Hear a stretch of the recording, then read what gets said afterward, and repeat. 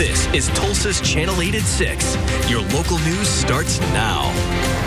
We're starting with breaking news tonight. A federal jury has reached a verdict in the trial involving sexual assault allegations at the Tulsa County Jail. It involves a woman who claims a detention officer sexually assaulted her while she was in the jail. Channel 8's Maureen Wirtz has been covering the case since the beginning. She just walked out of that courtroom with what's decided. Maureen.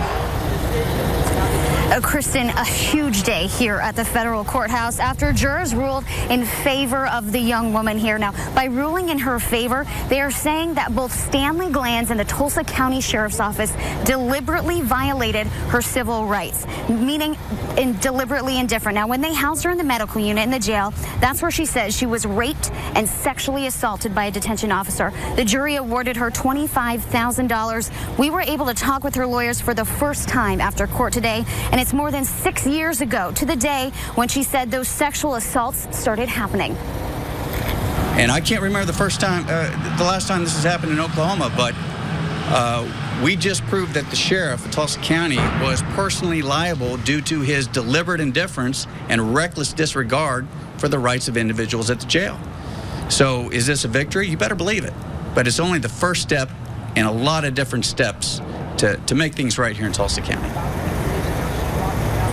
Kristen, we've been covering this case for 9 days now. I've filled out 4 notebooks just full of notes, and you can imagine that might seem like a lot, but the amount of evidence that the jury had to go through was quite a bit, including testimony and documents, but they were able to return that verdict today. But we've broken down the facts for you, just the basic evidence in this case.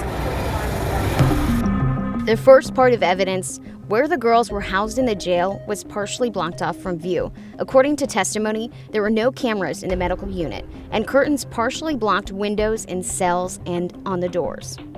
Evidence number 2, Seth Bowers pled the fifth when asked multiple times if he had sex with the plaintiff.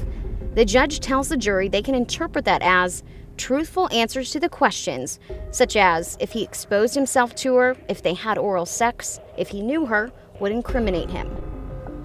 Evidence number 3, the Tulsa County Sheriff's Office investigated the alleged sexual assault in May of 2010. The Tulsa County Sheriff's Office says they interviewed inmates and the plaintiff. At first, she told investigators nothing happened, but that Bowers watched her in the shower, groped her, and exposed himself to her. At the end of the recorded interview, she was told not to talk to anyone about it. The investigator testified the interview happened at the jail and she was 17 at the time. Evidence number 4, medical logs and records provided by the defense showed errors in documenting female juvenile inmates. According to testimony, it was busy in the medical unit, and there are a couple different ways to keep track of inmates and detention officers. Evidence number 5, people working in the medical unit testified that they didn't know the investigation happened until much later. Glanz didn't include the 2010 investigation when talking to the DOJ about sexual assaults at the jail. Now, that was just the basic facts of this case, but for you, we've got all of the details. We've been covering this again for 9 days now. That includes testimony from former Sheriff Stanley Glanz and testimony from the plaintiff and also acting Sheriff Michelle Robinette. That's all on our website for you. That's KTUL.com. Live downtown, Maureen Wirtz, Tulsa's Channel 8. Thank you, Maureen. The lawsuit was first filed in December 2011. Channel 8 wanted to know how much the county has paid to the law firm Brewster and DeAngelis. In an open records request, Channel 8 found that since July of 2012 until December of 2015, the county has paid $872,964.78. There are several cases that the law firm is working on with the county.